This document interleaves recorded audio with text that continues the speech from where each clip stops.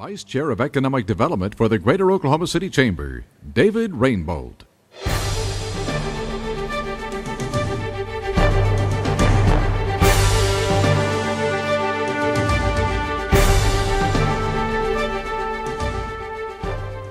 Good morning and welcome to the second annual State of the Economy event put on by the Oklahoma City Chamber.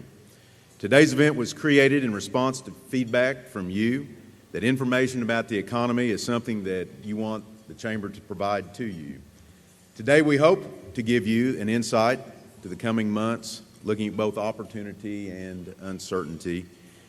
As we read again today in the newspaper, our local economy continues to show strength, even as the national economy struggles a bit. We also are well aware that Congress and the administration have the potential to tip the balance of both. Estimates indicate that our 7-county region will end 2012 on a positive note.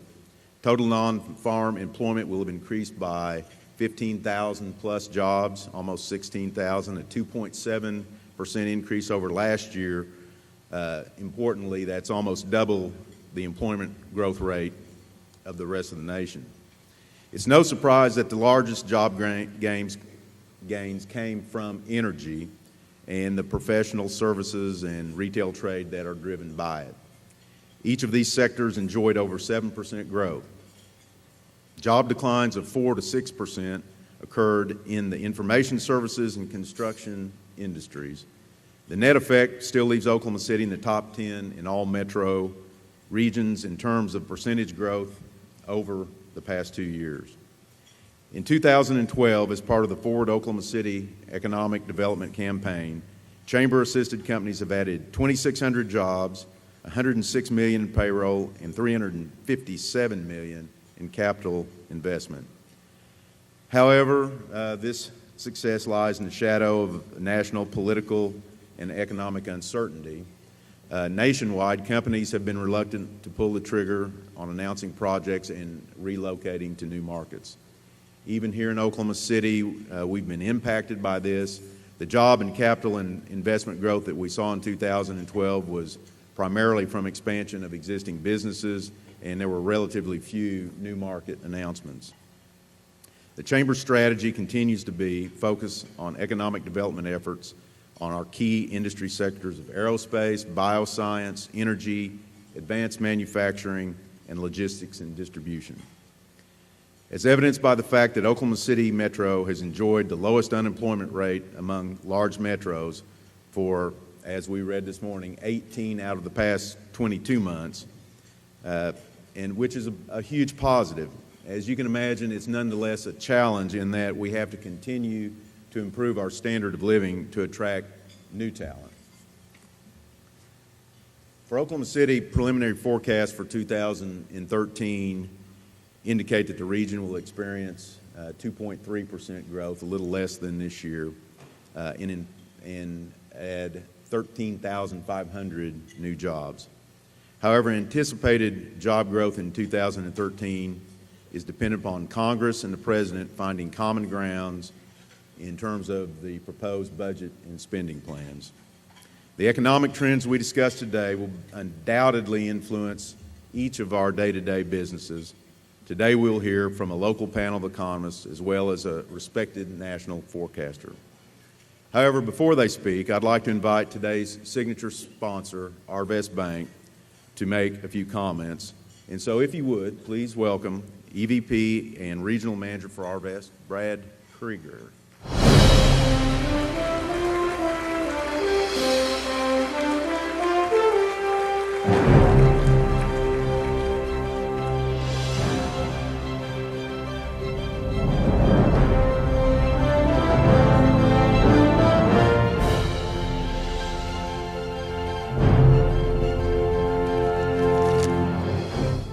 Good morning. On behalf of Arvest Bank, we certainly appreciate you allowing us to be the signature sponsor for the second year in a row for this event. We thank all of you that are attending today, and it's wonderful to see that today's event has almost double the amount of people that we had a year ago. It speaks to the support of this community.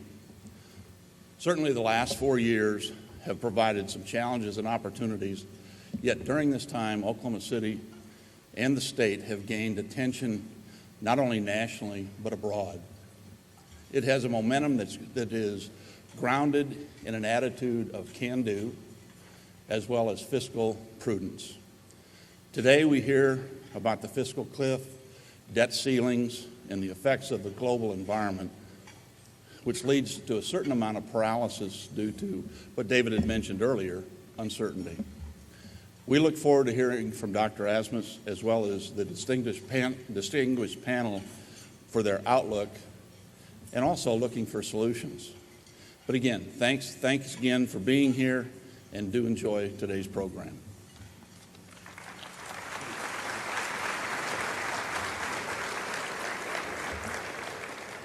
Thanks again, Brad. We appreciate Arvest doing this for us. You know, last night I had dinner with our panelists, our feature speaker, Dr. Larkin Warner, and Eric Long as well. In all, that's 7 economists. I have to say, it was one of the most stimulating dinner conversations I've had in a long while, and I'm not kidding. Now, that could mean a couple of things. I have a pathetic social life, or you all are in for a treat today, and I really think it means both. So I'll introduce the panelists, and that'll be followed with some pre-printed Q&A, and then you all will have a chance to follow on with questions after that. But as I introduce each panelist, if you guys would come on up and get in your chair. Our first panelist is the Director for the Center of Economic and Management Research at the University of Oklahoma. Please welcome, if you would, Dr. Robert Doffenbach.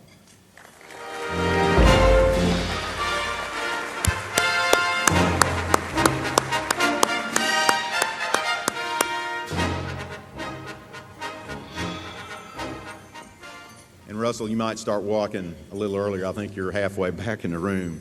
Also joining us is Executive Director of the Stephen C. Agee Economic Research and Policy Institute at OCU. Please welcome Russell Evans.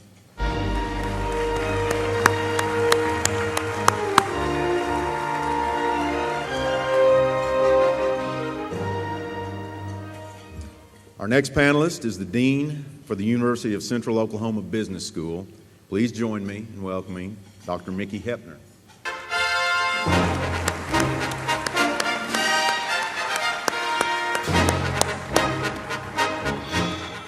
Our final panelist is the Regents Professor of Economics and Director of the Center for Applied Economic Research at Oklahoma State University, Dr. Dan Rickman.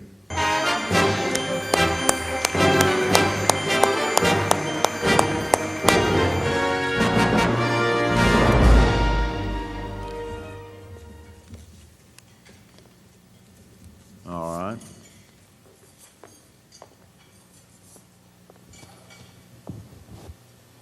Okay, guys. We all comfortable? Like we're sitting in our living rooms talking about economics. I think on everybody's mind is the fiscal cliff, and so the first question, we'll jump right into that.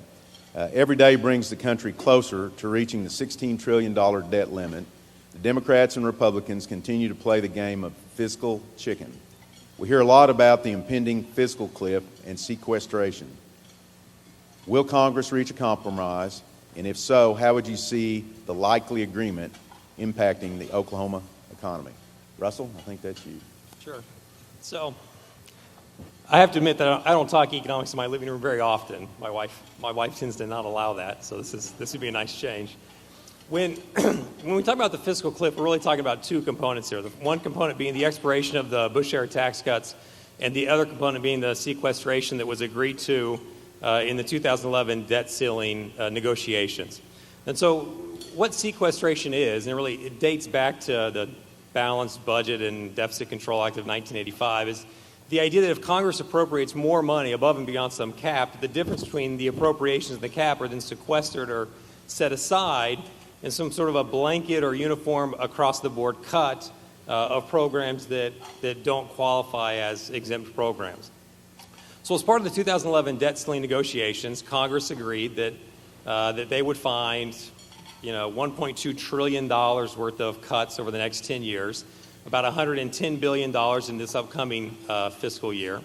And that they would find these cuts, and if they didn't, that the monies would be sequestered, would be set aside and cut out of these non-exempt programs. So if you think about the federal budget is about $3.6 trillion. Of that $3.6 trillion, about $2.6 trillion is exempt from sequestration, which leaves about $1 trillion of programs and spending that qualify for the sequestration. So you're talking about $110 billion out of $1 trillion. You're talking about basically a 10% cut across the board of some of these programs. Okay? Some programs slightly more, slightly less. For Oklahoma, this would be about, I think our biggest concern in Oklahoma would be, this would mean about a $55 billion cut in defense spending. This would mean the other portion of the $110 billion, the other $45 billion would come from farm subsidies, cuts in federal education spending, cuts in community block grants, cuts in vocational and rehabilitation programs, and other non-exempt programs. So this does leave Oklahoma open to the possibility of some pretty significant defense spending cuts, particularly central Oklahoma with Tinker and the FAA Center and a heavy reliance on federal civilian and military defense spending. It leaves open the possibility that those cuts could be damaging to the economic growth and the power that we have going forward. Now, all that said, I think you're safe to forget all those numbers as fast as I just said them. Right? So if you didn't catch those numbers, I think you can forget them as fast as I said them, because it's almost inconceivable to think that some sort of a deal would not be struck. Right? Nobody wants the full expiration of the Bush-era tax credits. Nobody wants the full sequestration of the $110 billion. It's almost inconceivable to think that some sort of deal wouldn't be struck. In 2011, as this deal was being put on the table, I was in Washington, D.C. I was in unrelated meetings, but all anybody wanted to talk about was the debt ceiling. And we were told by every member of Congress that we went and visited with that day, as they talked about the debt ceiling, that this was a meaningless sort of artificial crisis that was being created because there was no way that Congress or the Senate would ever allow these sorts of defense spending cuts to occur. And so I continue to operate on the assumption that some sort of a resolution will be reached. I suspect that resolution will include extending all of the Bush-era tax cuts except for those in the top 2%. I suspect there will be some sort of a deal on some spending cuts. We won't get the full $110 billion, but we'll avoid the sequestration. And that's sort of the baseline that we're going forward as we build our economic outlook.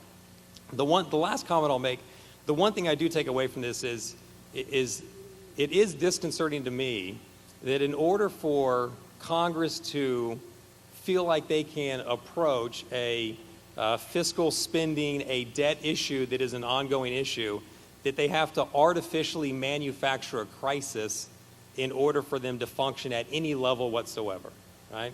And so we had to put the crisis in place to get any level of functioning at all whatsoever, and I think we still won't get a very high level of functioning. And I don't think that speaks well for going forward, the possibility of well thought out, well discussed, openly engaged policy as we go forward and try to tackle deficit and debt spending issues. I think that's the takeaway that I'm still not sold that we're moving in the right direction in terms of how we interact in Washington, D.C. on such an important issue. I would say the culture of hyper-partisanship is clearly a problem. It was like 2 decades ago when we were faced with an environmental crisis. Republican President George Herbert Walker Bush proposed a cap-and-trade bill to stop or stem the amount of sulfur dioxide emissions that produce acid rain. And more than 90% of the House members, Democrats and Republicans, came together, rallied around, passed the bill. More than 90% of the senators came together, rallied around, Democrats and Republicans, and passed the bill. That was only 2 decades ago. But it's hard to imagine anything like that ever happening with environmental legislation, with budget legislation, to have that kind of bipartisan compromise at work when compromise has become such a dirty word. I think the issue that we have here is that we've forgotten that America works best when Americans work together.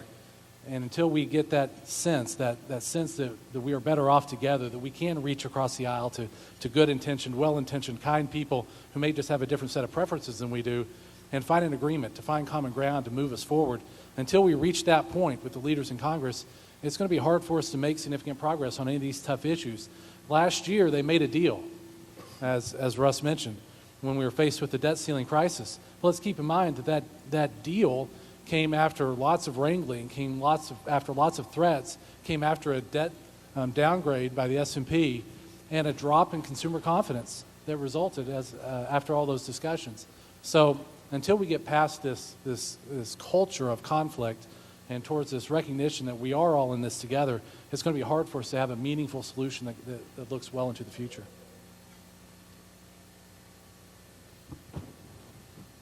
Okay. Personal income tax.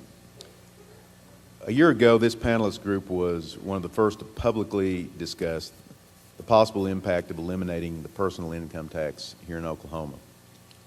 Governor Fallin continues to support a program to reduce and possibly eliminate personal income tax in the long run. If implemented, how do you think this plan will affect the state and specifically the city? Well, this is, again, an issue of intense discussion this last year. At this panel last year, we talked about it, and I said that I vigorously oppose any proposal to eliminate the state's personal income tax, mainly because it generates 40% of our state's general revenue, and we really haven't come up with any discussions about how we're going to replace that lost revenue. Some people say we don't have to really replace it, but we're talking about $2 billion, and you can't go without that extra $2 billion of revenue unless you want to make significant cuts to education, to health care, to roads, to prisons. And so when you make those kind of transformational changes, those come with tough choices. And until we're ready to make those tough choices about what we want to give up, what else we want to tax, then making those kind of transformational changes in the tax structure is really going to be impossible. The only alternative, if you eliminate the income tax, is to spend less on education, health care, roads, and prisons, or to tax other things. We have an income tax that's below the national average in the amount of its incidence. We have a sales tax at the state and local level that's above the national average. That negatively impacts our cities right now. And so it makes you wonder, I would argue that the sales tax is a much more pressing problem, especially for our cities, than the income tax is. But you also have other issues at work as well. We rank as a state 49th in the nation in per pupil education funding in K through 12. We have health care that, healthcare needs and healthcare problems in the state, relatively high level of healthcare costs here in Oklahoma. We have roads and bridges that are routinely ranked among the nation's worst. And so we have a number of issues that we need to address. And I would argue that eliminating the income tax actually keeps us from doing those things that make this state a more attractive place, to make it a place where executives and leaders want to come and want to raise their children and their families. Yes, I completely agree with Mickey. I think if you look at this, there are two sides to this equation. There's revenue and there's expenditures. And if you're going to cut revenues, you have to cut expenditures. There isn't a silver bullet in terms of magic growth. There is not any empirical evidence to support that. So then you have to start talking about, well, what things do you want to cut? And the empirical evidence on that suggests that roads and bridges and the like are very important for business location and for households. Education is very important. The other thing that I would add is, given how much we hear how Texas should be our economic model, so I've been spending a lot of time since last year looking at this, and it's very difficult to come up with any evidence to suggest that Texas is outperforming Oklahoma. If you look at it at the state level, you look at the county level, you look at counties along the border, you slice it every which way you want, different economic indicators. I just cannot find evidence that suggests to me that Texas is outperforming Oklahoma. Which suggests to me then that we shouldn't necessarily be grabbing on so tightly to their economic model if we can't see that they're outperforming us. That really there is more evidence in terms of these other sides, in terms of expenditures that may be of value.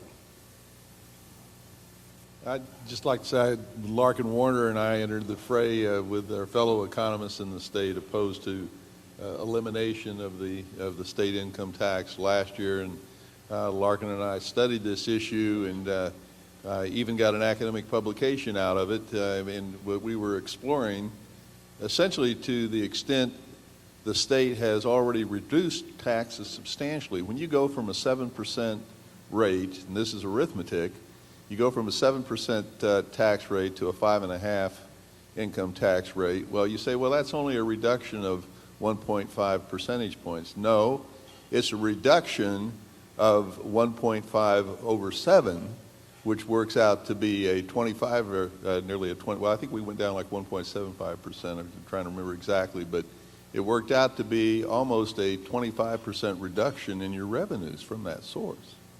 So you're looking at so you take a percentage point off the tax rate, you get a much larger impact on your revenues. And frankly, we'd done a lot in the years 2000s, the decade of 2000 to 2010, to reduce our tax burden at the state level. And in fact, our study showed that we knocked in the neighborhood of $2 billion out of our revenue stream.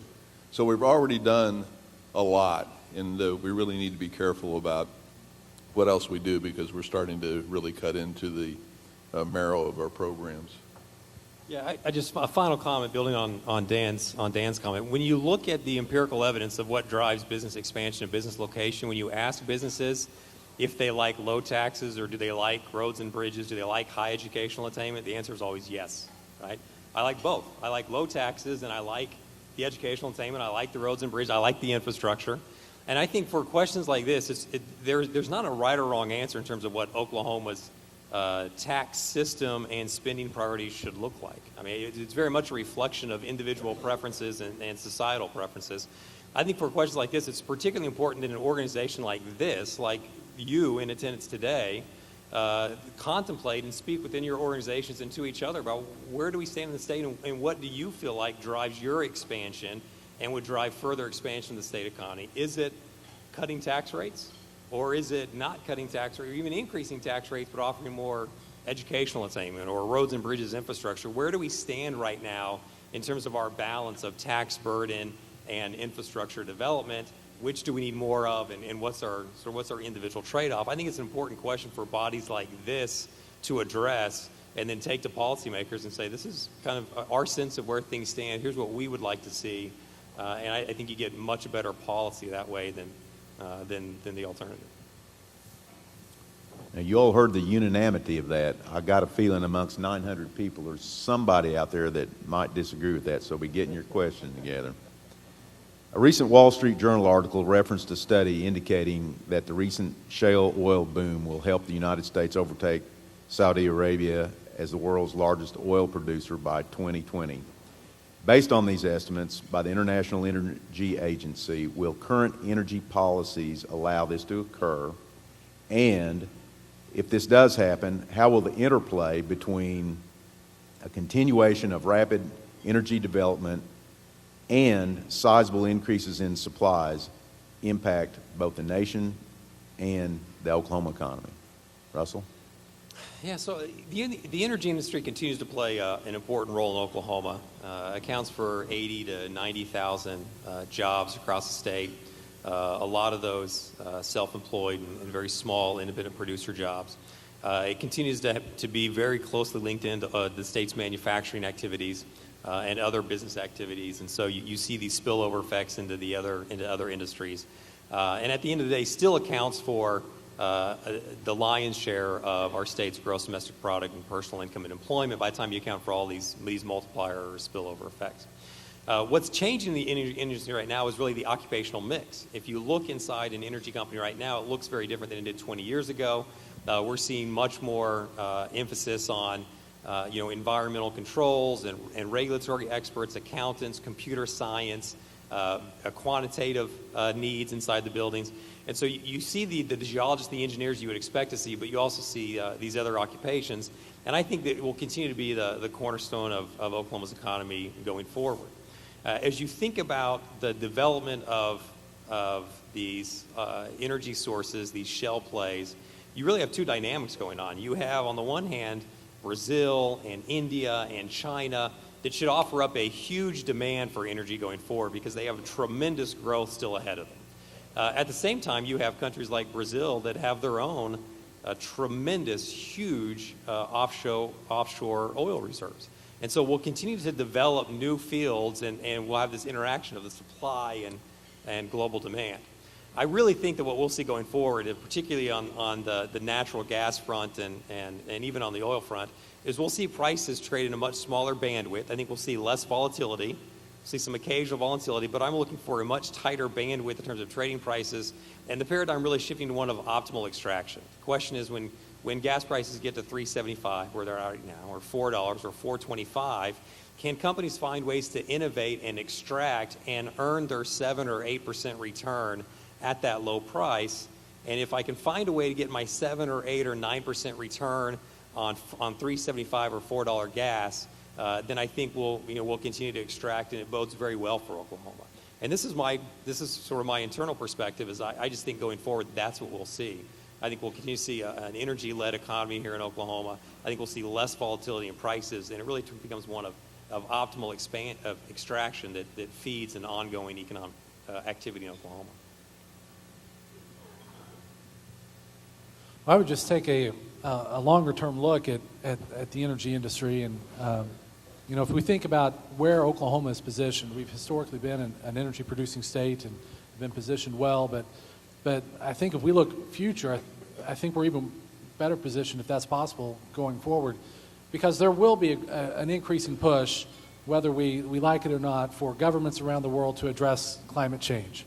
An increasing push in Europe, an increasing push within the United States. We've seen that within both parties, even just since the election, an increasing push, especially on the coast, for governments to adopt policies that address climate change. And if we think about fuels that respond well in that kind of environment, you think about natural gas. You think about natural gas generates 1/2 the greenhouse gas emissions that coal generates, the energy source we typically use to power our homes. Compressed natural gas generates 30% fewer greenhouse gas emissions than the gasoline we use to typically power our cars. It is a cleaner fuel. And while the price has been depressed for a while, that movement, that push, longer term, over the next few decades, will produce, in addition to the increasing growth in demand from the developing countries, will produce even greater upward pressure on prices, supporting the Oklahoma economy going forward. I just think we're uniquely positioned in a greener world to serve the energy needs of that future as well. Okay, Dan. On the topic of poverty, during fiscal year 2011, there were an estimated 600,000 Oklahomans receiving food stamps. This was the case even though our unemployment rate was among the lowest in the nation. What do you see as the prospect for the incidence of poverty to fall significantly in Oklahoma going forward? Well, that's always an interesting question, because usually we presume when we're getting some economic growth that we're going to see reductions in poverty, and that everybody may necessarily benefit from this. That's not always necessarily the case. And the poverty rate is indeed really tied closely to the employment rate, which actually embodies changes in labor force participation and the unemployment rate. So if you get changes in the unemployment rate, you will tend to see reductions in the poverty rate. But there are complications that come with that. One is that there's kind of a skills bifurcation going on in the U.S. right now. If you look over the last decade, that the fastest growing jobs were either at the really top end of the distribution of skills and education and at the very bottom. And the slowest growth were in occupations in the middle. And so this sort of bodes poorly in terms of getting people at the bottom to be moving them up, even if you have growth. Also, one of the things the last few years in Oklahoma, we've had a pretty robust migration from other states. And particularly, we're coming from states that were hard hit by the bursting of the housing bubble. That provides competition for those who are already here living in a state who would like to take some of those jobs and move up with the growth. So they potentially can be at a disadvantage because of that competition. So the way that we're going to really have to get the people sort of at the bottom up, being connected with the growth, is if they have the skills and education. If they don't, just simple employment growth alone won't do it. And particularly, there's a geographic component. There's regions in the state that have much higher poverty rates than others. And those regions have had higher poverty for a very long time. They have very sluggish growth, very poor economic outcomes. And unless we turn around some of those areas, they figure into the overall average for the state. It's going to be difficult to move the whole state average downwardly unless we kind of address those regions. And that's tricky. I mean, and people who study this, that's not only an education side, there's an economic development side. So you sort of have to address the education, training, at the same time you're trying to stimulate those local economies. And it takes a fairly holistic approach to take that on. So I'm hopeful that gains can be made, but there's a really lot of challenges for us to bring the poverty rate down, even while we grow. I'm just going to say that when you look at Oklahoma, if you look back to, like, say, 1970, just go back 35, 40 years, you would find that in Oklahoma County and in almost any rural county in the state, you would find that the per capita personal incomes were relatively similar. So 35 or 40 years ago, you would have a similar economic reality across urban and rural areas. And you fast forward now, and the per capita personal income in Oklahoma County, depending on the rural county you pick, is 150 to 180% of the per capita income in those rural counties. And so you see a different economic reality beginning to manifest itself in urban areas over rural areas.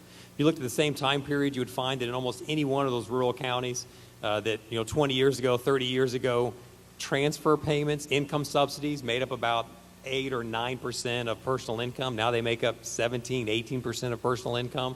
And so you've really seen in the last 30 or 40 years a very different economic reality manifest itself in amenity-rich, high-productive urban centers from the economic reality that it's manifesting itself in amenity-deficient, less productive rural areas.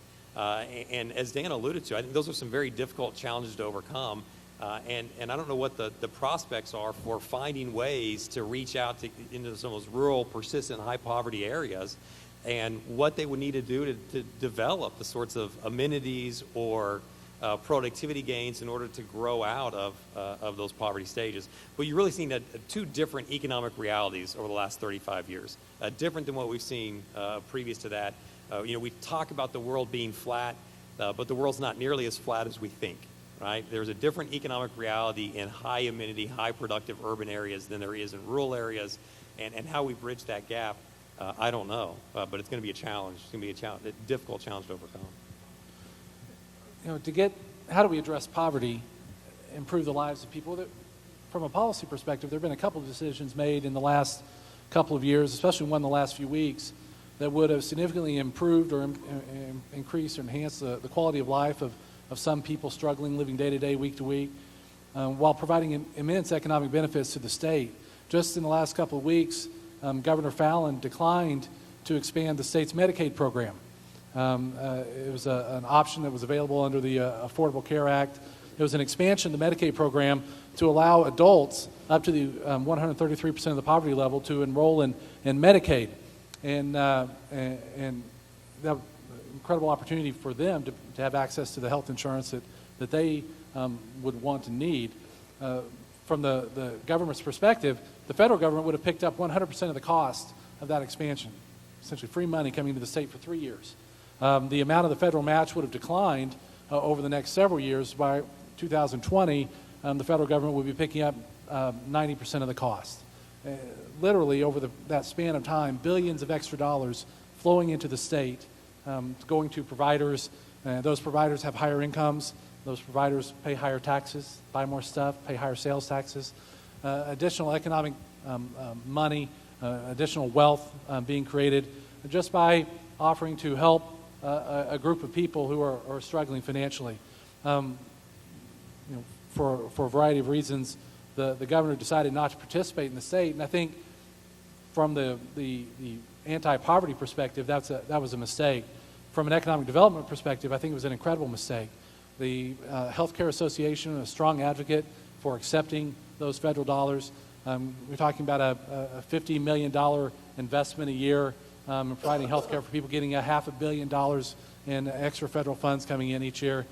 Incredible return, and I think as a banker, if you could get a 10-to-1 match on your money within a year, that's a pretty good deal to take. It's certainly a lot better than what the Federal Reserve is giving out right now. And so it was an incredible opportunity that was just wasted, again, to provide billions of dollars of extra income and funds flowing into Oklahoma. And as a result, Oklahoma is poorer by not adopting that anti-poverty measure. And Mickey, I don't disagree with you, but just from an academic point of view, I am curious. If you look at it in a vacuum, you've got all the things you said, all the stimulus that you mentioned coming into the state.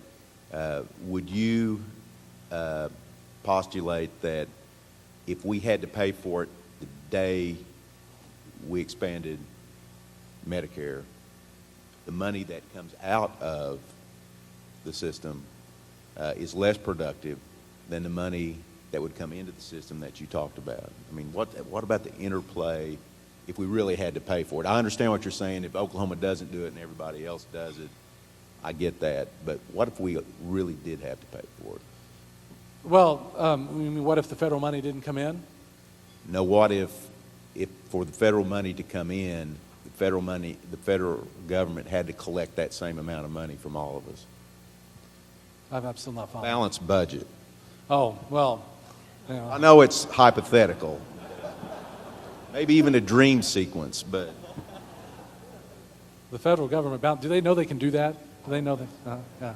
it's just an academic question. Yeah, it's that brings a different issue here because the way for the states, the benefit to the states here is the federal match, right? And from Oklahoma's perspective, it would still be a win for us because we pay less in federal taxes than we actually get back from the federal government. It would not be a win for the wealthier states, but because of our relatively high level of uninsured people, because of the relatively low incomes in Oklahoma, it would still be a net benefit for us. The rest of the nation would be subsidizing us. In this case, what's going on now with Congress committing to provide these funds, we've just turned away money that could have provided literally billions of dollars of additional wealth growth in this state over the next 10 years. Okay, what we're all very curious about is sustainability of the success we've enjoyed the last several years. Oklahoma City metro area has been in the top 10 for job growth over the last 2 years. We know energy's been a big part of our success. So the question is, are we just in some kind of extended energy boom, or is there more to it? What can we do to sustain the success we've had? Well, thank you. We've been giving these questions ahead of time that I give my students questions on the exam ahead of time too, but it doesn't often help. So.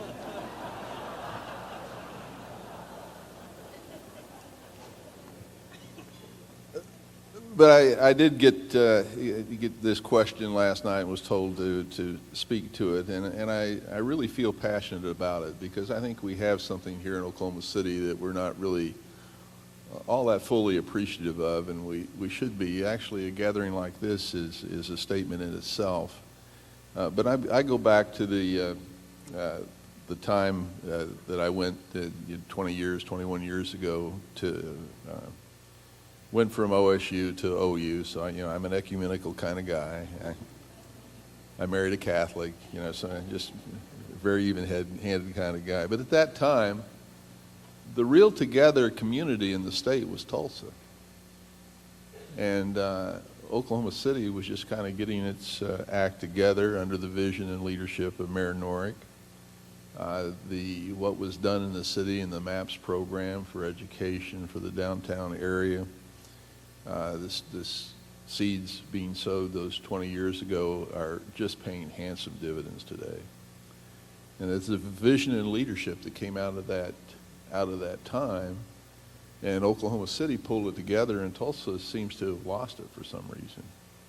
So we have a real delving into political economy here that I don't know much about, but there's something that's going on in this community that keeps it together that I think is going to lead to a very sustainable future if we keep it together, and I think we can.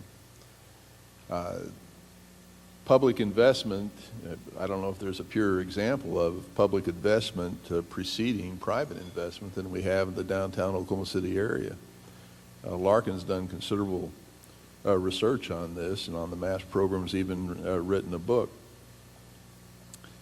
So it's something that we've studied, and I think we need to certainly recognize that something magical has happened here in the last 20 years, and we need to examine that and understand it better so that we can lay the seeds for the next 20 years. Now, when we look at the industrial structure industry employment patterns in Oklahoma City, we certainly see that we are indeed the corporate headquarters for the natural gas industry in the world.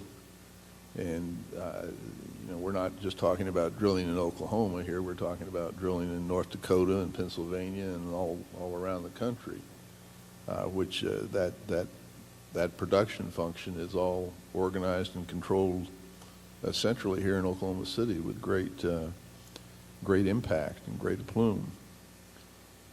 But I think obviously we recognize other aspects of Oklahoma City that have grown and are important to the area, and one of these is healthcare.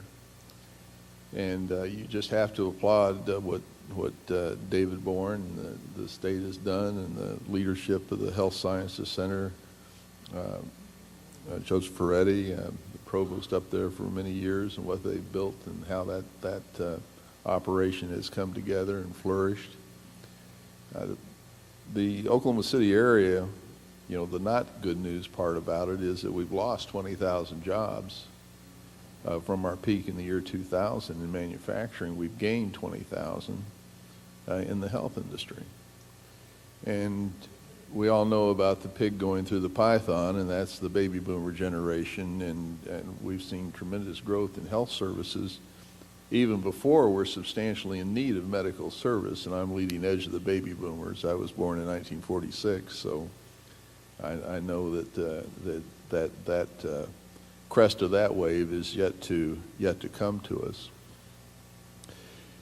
And I think we need to recognize as well that another good industry to be in is national defense, and what we have in Tinker is a considerable employment base in the area, and we've always done well in the BRAC competitions. We've added jobs to the area as a consequence of base closings in other locations, and I think that we certainly need to recognize that, for example, in Oklahoma City has a 4% differential in private, in federal employment, civilian employment, 4% differential with Tulsa, and that's 20,000 jobs, just civilian jobs right there, and then not counting the military jobs there. So that's something we have to keep in mind, and I think the Defense Department likes Oklahoma because we're a good value in comparison to many other locations, and so we need to keep that up. So the answer is yes. I think we have a very sustainable growth path here. In the future, we need to pay attention to education and our future workforce needs. But I'm very optimistic about this city and very appreciative of the leadership that we've had in the past and continue. And so let's look for that next 20 years, how we position ourselves for that future. Must have hit it out of the park if they're not saying anything to that. Well said. Okay, now's the time that we'll be taking questions from the audience. There are chamber staffers wandering about with microphones, so if you have a question, if you would raise your hand and catch their attention. Questions? Question in the back?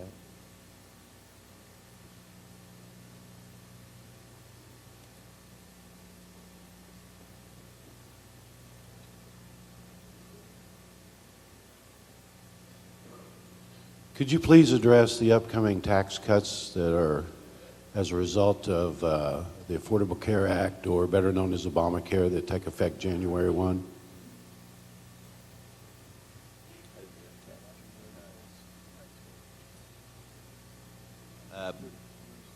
Yeah, let's restate the question. Make sure I ask this the way you intended it. You say, talk about the upcoming tax increases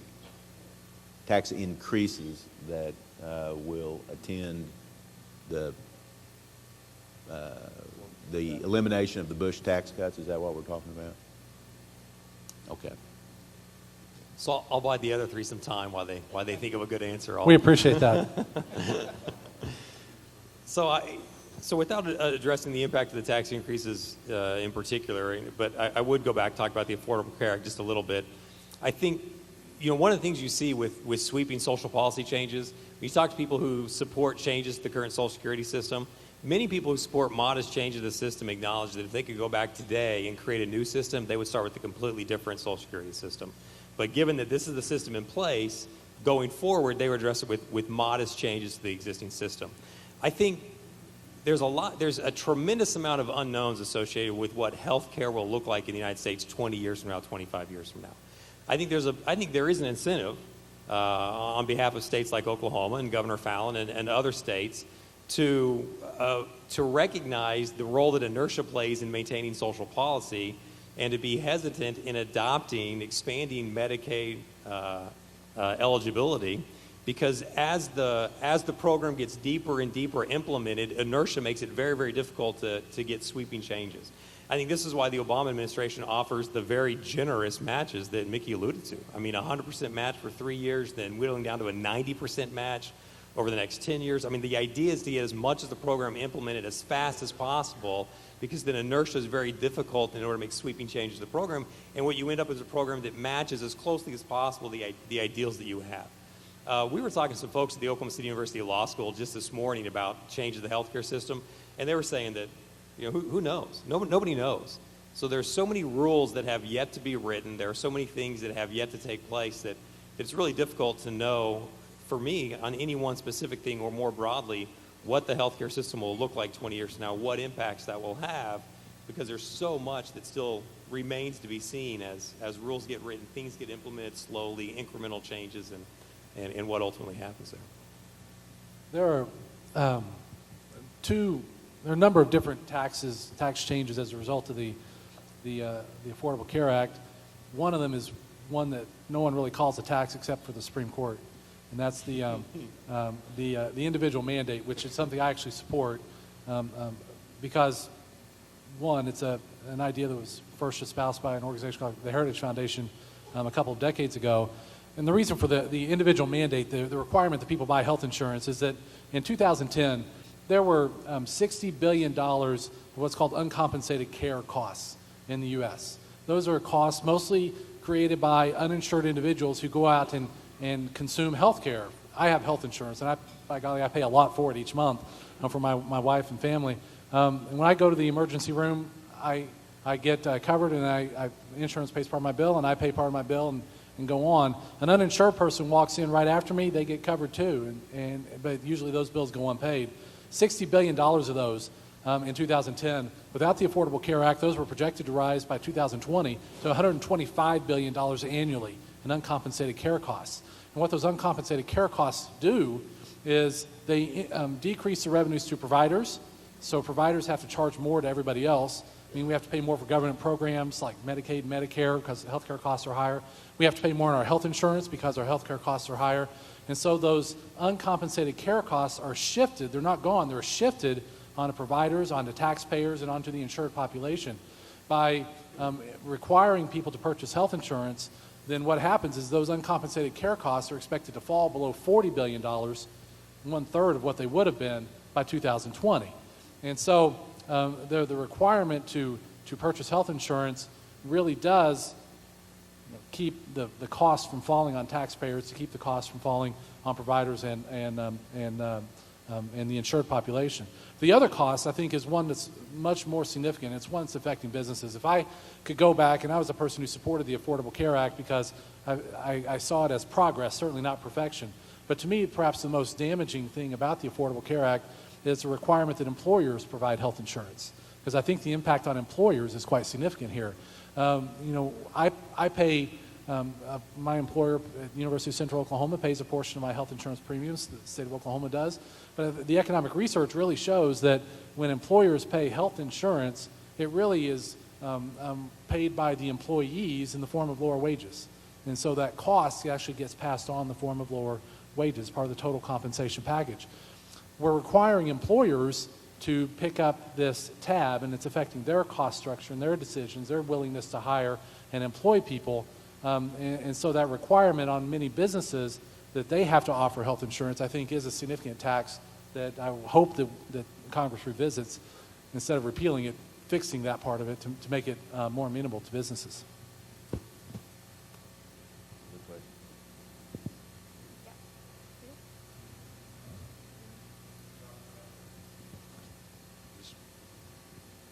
Is this working? Yeah? Okay, thank you. Dr. Hepner, you had mentioned some of the new entitlements you'd like to see come into Oklahoma with Obamacare and the governor turning it down. But recently I read an article this week that suggested that if the federal government was run like a private business and accrued its entitlement expenses as a private business must, its liabilities, that the real debt is about $67 trillion. In order to keep from going further downhill, we would have to recognize liabilities this year or next year of $8 trillion. In order to keep from going further downhill, we would have to tax at 100% all incomes above $62,000 in the United States, as well as all corporate profits. And I hear you speaking as to the needs of society, but isn't it a need of society not to engage in Ponzi schemes and tulip bulb type activities that will inevitably lead to disaster?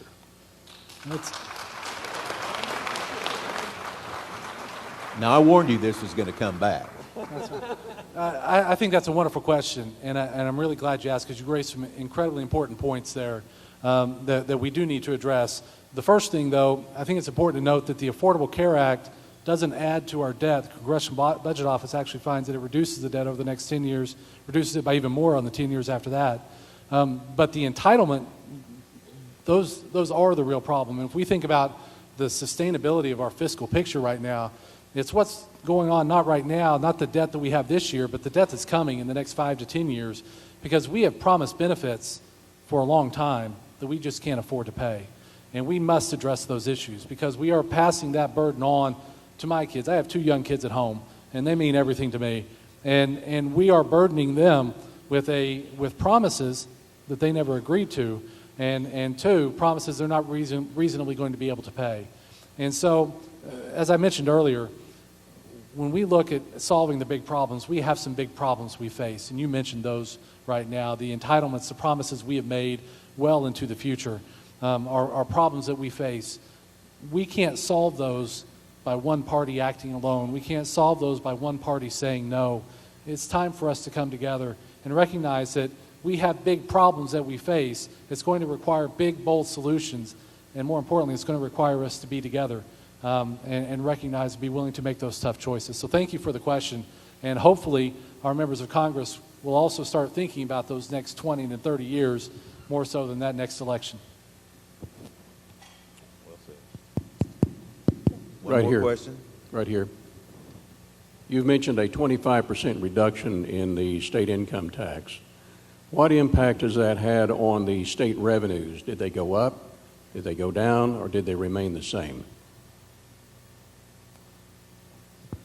Well, state tax revenues go up every year.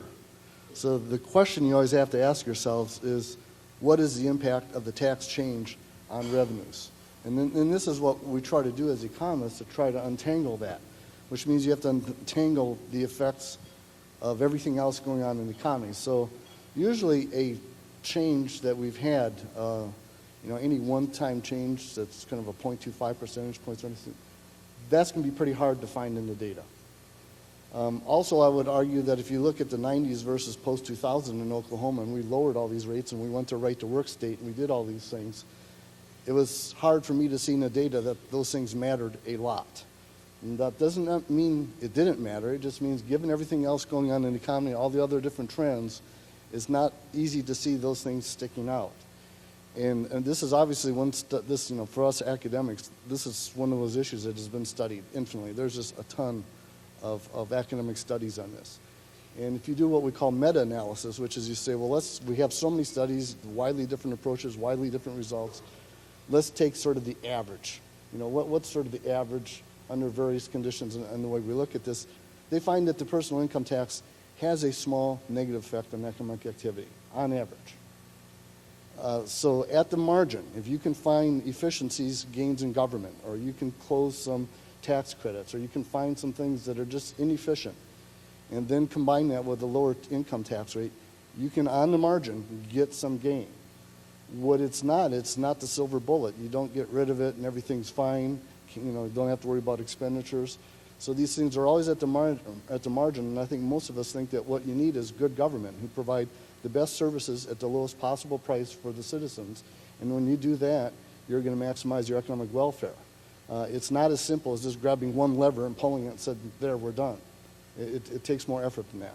At least that's my view from those of us who've done studies on that. I think you get to hate one tax at a time, and certainly states, we hate the property tax in this state. We only raise somewhere on the order of 40% on a comparative basis the size of the economy that Texas raises with its property tax.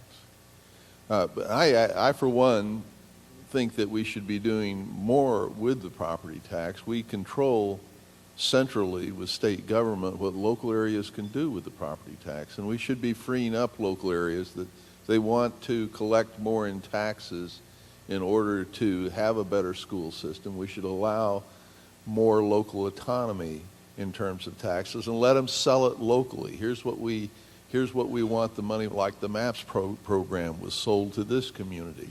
Here's what we want the money for. Here's what we're going to do with it. If localities want to do that, instead what we do is we punish them at the state level. If you earn more money, have more revenue from the property tax, we reduce what you get from the state. I mean, we just have absolutely arcane kind of procedures because we want this centralized control of what local governments spend. As a consequence, local governments are all concerned with what retail establishments can we get, not what manufacturing can we attract to the area, because if local governments depend on the sales tax for their operational budgets. And so we need more local freedom. When we do that, then we can talk about, well, maybe we can go to less state support for K through 12 education. We can realign things and we can adjust our tax base in that way. Allow local freedom. Allow local choice. Okay, I know there are more questions, but we're well past our time, and I'm getting the signal. So, first of all, let's thank our panel. Well done, guys.